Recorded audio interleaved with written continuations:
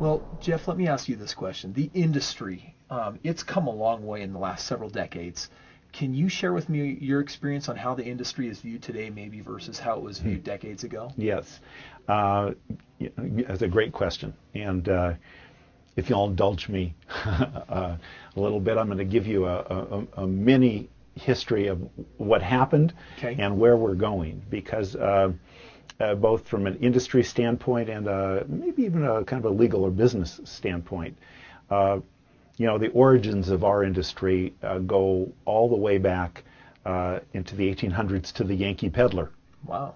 And because those guys were selling, they were direct sellers, Yeah. going right to the public.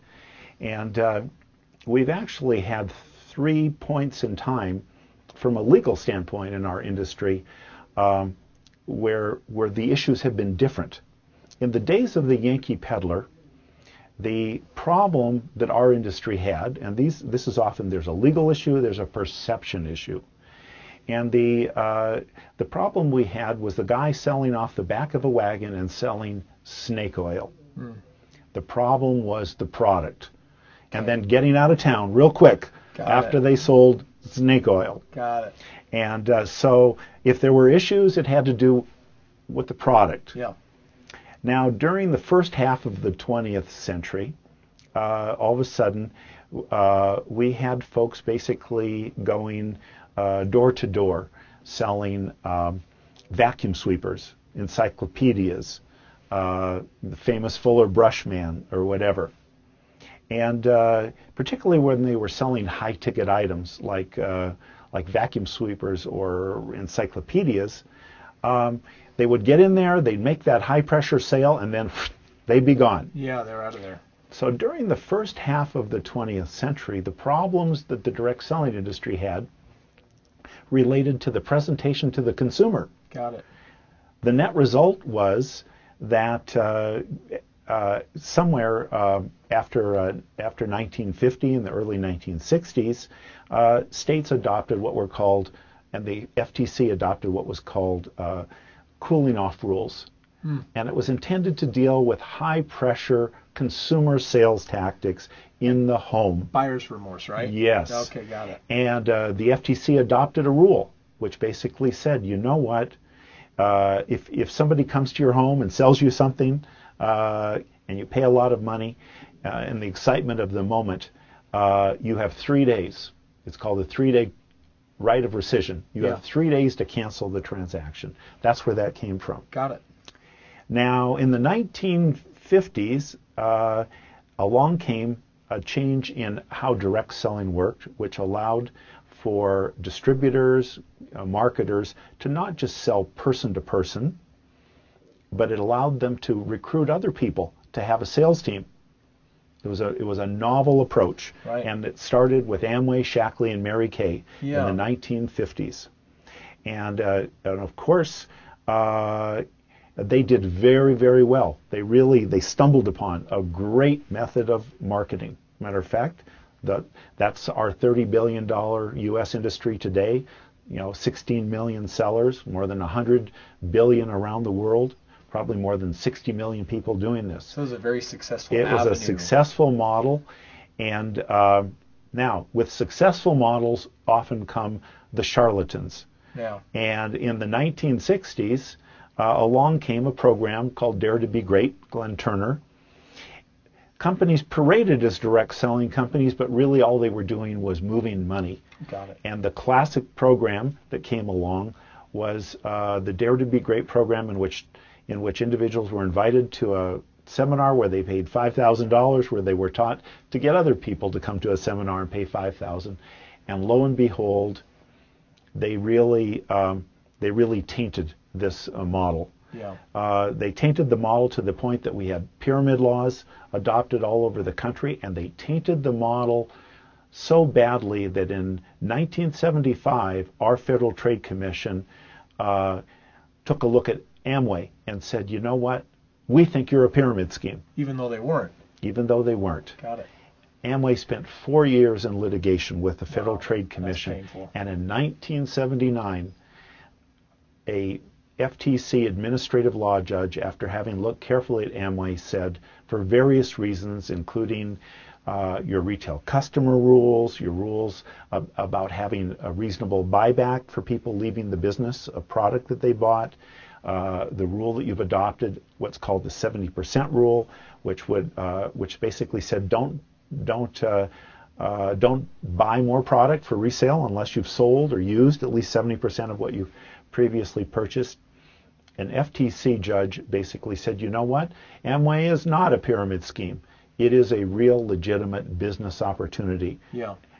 That happened in 1979. Had Amway not won that case, there would be no direct selling industry today. Probably not. And it has been a bit of a tug and pull ever since. There's been an ebb and flow between our FTC and AGs. And really I'd say until the 1990s, we were still an industry with an image. Yeah. People often said direct selling, network marketing, all you would read is bad press and a bad image. And that's because there were some abuses, but that's how it was. All of a sudden in the 1990s, people started to pay attention to this model. And all of a sudden, companies started to explode around the world. Companies like Avon today doing 12, 13, 14 billion around the world with millions of distributors. Amway doing better than 10 billion around the world. All of a sudden, we had companies like Herbalife traded on the New York Stock Exchange. Yeah. Shackley bought by Wall Street investment houses. Warren Buffett stepping into the picture and spending hundreds of millions to buy Pampered Chef from Doris Christopher. All of a sudden, our press turned and we started having positive press, and we were known as the industry, basically, of entrepreneurs. Yeah. We were known as an industry, and we capitalized on things that had become important, that everybody realized that all new jobs in America come from small business. Right. And this is a great micro business. And all of a sudden, our industry started to come into its own. And then we went into a major recession when our stock market collapsed in about 2008. And so, Kris, it was most interesting. Companies might have thrown in the towel, but some of our largest companies like Avon and Amway said, you know what? Maybe our time has come. Yeah. And so if you took a look at the 2009 Super Bowl, it was most interesting. The Super Bowl, the first commercial in the Super Bowl was an Avon commercial. And it wasn't an Avon commercial for cosmetics. It was an Avon commercial for the opportunity. Really? Because what Avon was saying was, we're credible, we're serious, and that you could only say this if you're a real company. And they're saying, and we have an opportunity for you. And we are the new Plan B. Yeah. For all you folks who basically, your 401ks have disappeared, your retirements have disappeared, your bubbles have burst, or you've reached glass ceilings. We may be a Plan B. Maybe we're a part-time Plan B, but we're still a Plan B, and we're real, and we have something to offer, and we have good products. So they led with that commercial, and of course, they led with the commercial while all the guys were in the living room watching the beginning of the Super Bowl. And of course, the full expectation was that all of their wives and significant others would probably also be in the living room watching the beginning before they went into the kitchen to make the nachos, you know. Yep. And of course it was Avon. And of course they stuck around because the national anthem was then sung by Jennifer Hudson. Wow. Gee, who is Jennifer Hudson, the company spokesperson for? Avon. Wow. Did this happen by mistake? No. No. They realized, and Amway spent a fortune on basically promoting its brand. It had been absent on its brand for some period of time, but it started taking great pride in all the patents it had for its Nutrilite products and others. And companies in the direct selling industry also took pride about the success. While America was having problems around the world with all of our money going somewhere else, guess what has been one of our most successful exports? We have taught the world direct selling. We have taken that everywhere. Direct selling is almost like basketball, is indigenous to America, and it does so well in Japan, in China. Even in China, where MLM isn't allowed, it still does. Amway does billions. And all of a sudden, there was a message, and the message was on Wall Street as we watched companies become go on to be New York Stock Exchange traded companies, etc. All of a sudden, our press, with periodic blips that can happen in the market, but basically, we kind of came into our own, and all of a sudden, here's one other great example. You know, long ago, Art Williams, who was just like a high school coach, I'm sure you know about him, he came up with an idea, let's apply principles of multi-level marketing to selling term insurance. Yeah. And lo and behold, he built his company, A.L. Williams, into the largest seller of term insurance in the world, I think for Massachusetts Indemnity.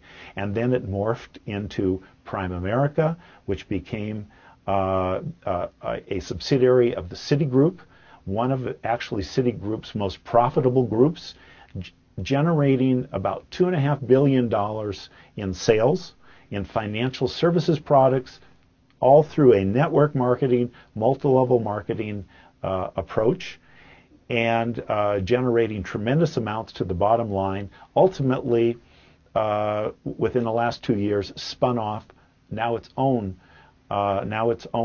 New York Stock Exchange traded company. So all of a sudden, when you have Warren Buffett here, when you have Citigroup here, when you have companies like Excel that sign on 4 million customers, or Network 2000 that sign on 2 million customers for Sprint, or you see major companies from Texas and other states selling deregulated energy and having tremendous success, and companies coming in from many other venues, including real estate. And I know you're quite familiar with that. You take some pride there.